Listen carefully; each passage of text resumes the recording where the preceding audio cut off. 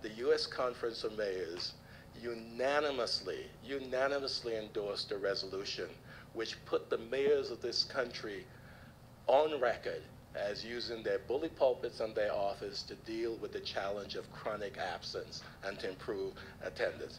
And let me tell you, I was so delighted I wanted to call them at midnight. And for those of you who know me, I think that was relatively a recent hour. I had to call to say thank you. So Mayor, see, this is the first time I've seen you since that time, so I want to say thank you.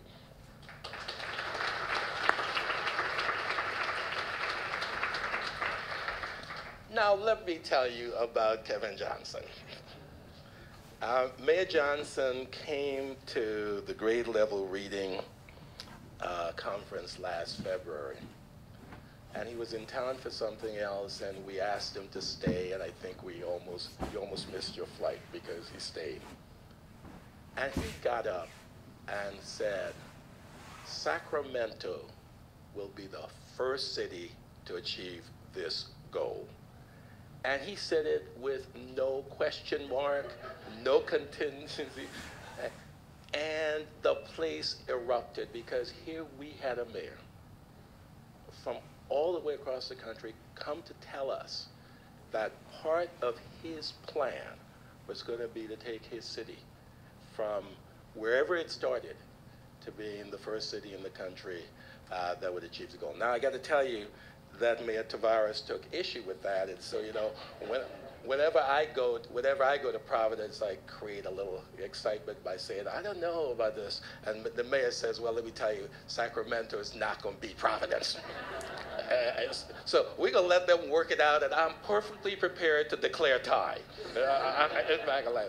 And then I came out, people call me a troublemaker, so I come back to Denver, and I said to Mayor Hancock, I said, Mayor Johnson was just in D.C., and he said that Sacramento is going to be the first city. Mayor Hancock looked at me, he says, look, he may have an NBA ring, but he will not beat Denver in this arena.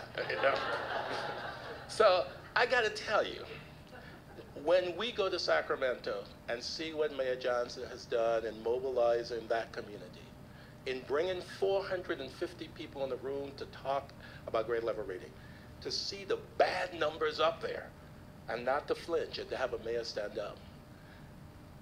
Mayor Johnson, Mayor Taveras, and Mayor Hancock, they have combined to provide the leadership, the imagination, and the courage that tells us why we've got 124 communities across the country stepping up to take on this challenge. And I am delighted, I am proud, I am honored to be in their presence. Mayor Hancock.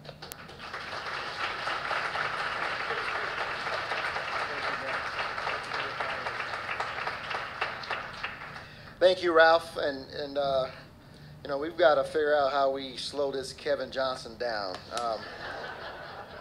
I am so excited and honored to have my counterparts and friends from Sacramento and Providence, Rhode Island here. We run into each other a lot at national meetings. Mayors become kind of a, I hate to use the term exclusive because that doesn't match well with politics, but it's a club, fraternity, mixed with sorority, of course, but fraternity, where we kind of lean on each other and talk and share ideas. And I'll just tell you about these two gentlemen here. You're going to be blown away by some of the things that they're doing because these are two mayors. And I hope I'm a part of the club who understand that there's nothing more important we can be doing than to preparing our young people to compete in this global economy. And we're falling behind, we're losing the battle, and those who want to make excuses to have a conversation about status quo versus charter, union versus non-union, they have absolutely missed the point. We have no patience for it. It's about the baby that's sitting in the classroom, and we're going to find a way by breakneck speed to get them where they need to be. And it's always good to have mayors because they understand what you're dealing with, and they'll understand this story I'll just share with you because I found someone who can read very well in the grocery store the other day. As mayors, we often talk about how sometimes we're called, we just want to get in the store and get out of the store. We heard a great story in L.A. Where were we? Well, I think Douglas Palmer told this great story, but we want to get in and get out of the store. And Atlanta, And this happened to me the other day. My wife calls me as I'm on my way home, and she says, hey, look, Jordan, our son, is having a problem with ants in the basement. She said, will you stop and grab some Raid? So, oh, absolutely, absolutely. And of course, there were 3 other phone calls between the time I got that initial call and got to the grocery store. There were 3 or 4 other things she needed me to grab. So I grab a little basket, and I'm walking through with a security guard behind me. We're walking through, and it's amazing how people want to talk to you when they recognize a mayor. If you grow up in this city and you become mayor, everybody knows you and want to talk to you. They see you in the grocery store. No matter how quickly you want to get out and get out, right, Lieutenant Governor? You just want to move, right? So I grab the Raid. Now I'm looking for the detergent. Grab the detergent. Now I'm looking for whatever else she told me to grab. And on the Raid, I didn't even think about it. All I saw were ants on the bottle or the can. And so I'm walking with it in my little hand basket. A guy comes up to me, Mayor, how you doing? La, la, la. And he's looking in the basket at what I have there. And on it, it said, ant and roach spray. And he looks in my basket and he goes, you have roaches? So I found someone who came from public school who can read.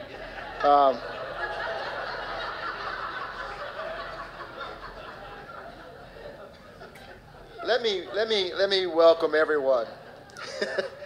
Let me welcome everyone to the Mile High City. And I am truly honored the 2012 Grade Level Reading Communities Network meeting and the All-American City Awards chose our great city to host this incredible event.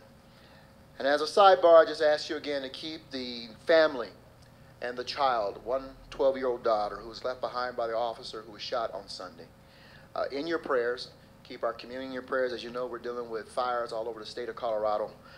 We're absolutely impacted. Some of the haze you see is a result of those fires, but please keep us in your prayers.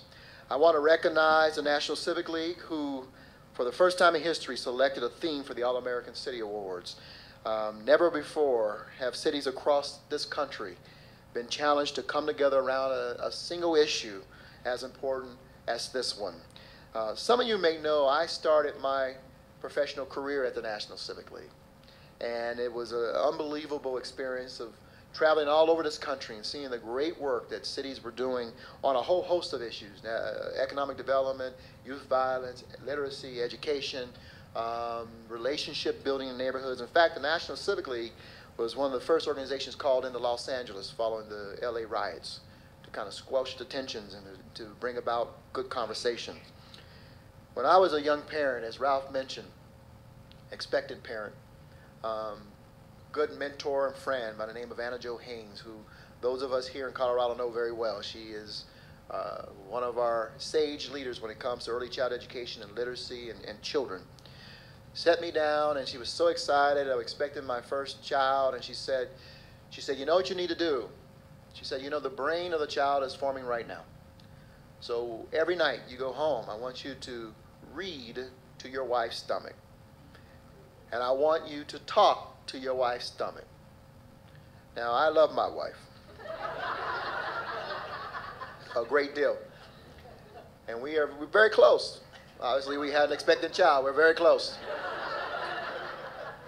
We have 3 kids now, but we're very close. But, you know, I'm young, and it's going to look really weird talking to her tummy. But what Anna Jo was trying to impress upon me is that the first teacher of any child is the parent. And she said, that child will watch what you do and form their habits behind you. And in fact, our son today, my wife has a picture of me laying on the bed napping, and my son, who is probably about 9 months, maybe even a little older than that, lying next to me. He's lying in the same position that I'm lying in. I remember there were times when he was a little guy, and he used to just stand there and stare at me, Mayor Tavares, and he would, if whatever I was doing, he would be doing this.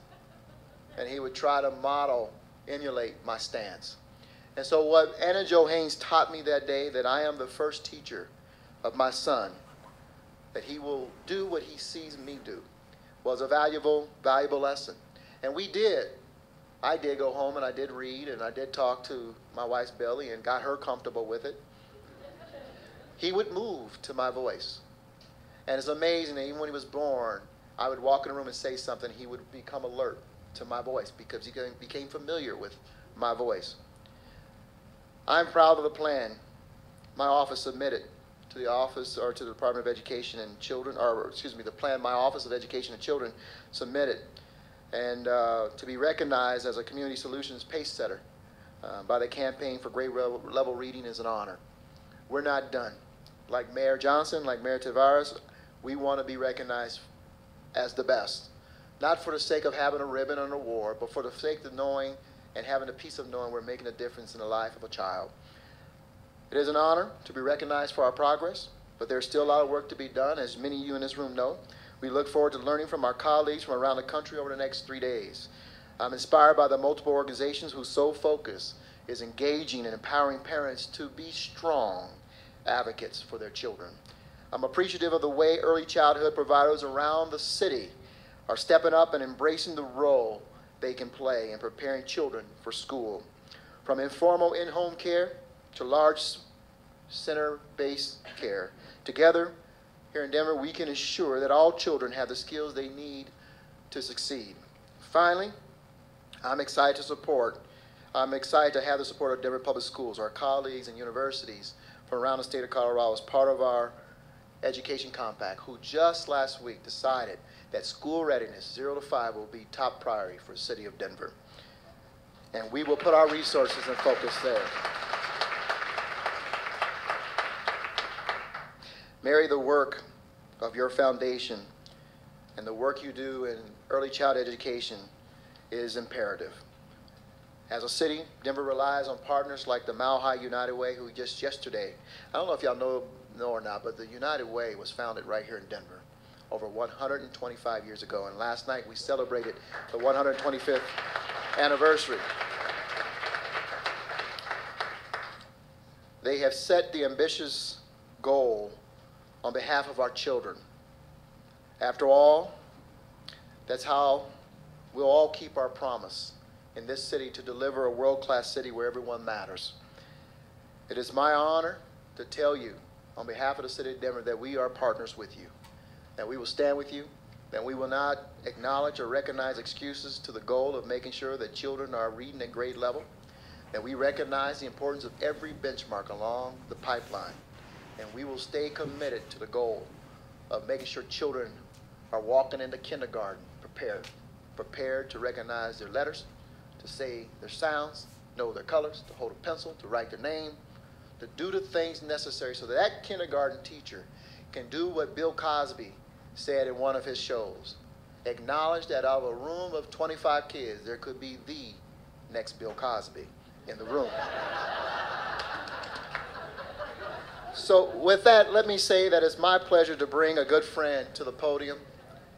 He played for 50 years in the NBA.